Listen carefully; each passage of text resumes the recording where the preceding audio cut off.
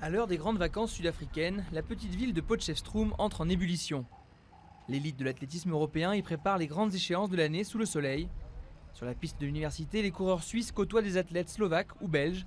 Mais depuis 3 ans, une colonie bleu-blanc-rouge d'une centaine d'athlètes prend possession des lieux pendant plusieurs semaines. À l'origine de cette idée, l'ancienne star du 1500 mètres, Mehdi Bala, qui vient à Potchefstroom depuis plus de 15 ans. Ça a évolué, ils ont créé un centre de haut niveau, il y a même un centre scientifique pour évaluer les athlètes, ce qui est un très beau outil, moi je l'ai utilisé en tout cas. Et ma foi, moi si je suis venu ici, c'est vraiment parce que je connaissais bien l'endroit, que j'avais vraiment envie de faire découvrir ça déjà à la majorité des athlètes français de l'équipe de France. Et parce que j'avais la certitude que cet endroit-là plairait à tout le monde. Sur place, les installations n'ont rien à envier aux standards européens.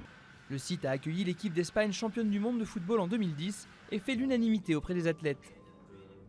Ici, on a tout. On a des bonnes conditions climatiques, de bonnes installations. Et troisièmement, c'est l'altitude. On a 1005, c'est pas mal.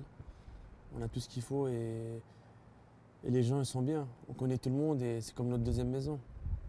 J'ai compris assez vite, en fait, la première fois que je suis venu là, que tu repars d'ici requinqué. Potchefstroom est désormais un lieu de référence pour l'entraînement des athlètes du monde entier. Et face à l'écrasante chaleur des après-midi de l'été sud-africain, le complexe propose suffisamment d'options pour se détendre. De quoi souder la cohésion du groupe France à quelques mois des Jeux Olympiques de Rio.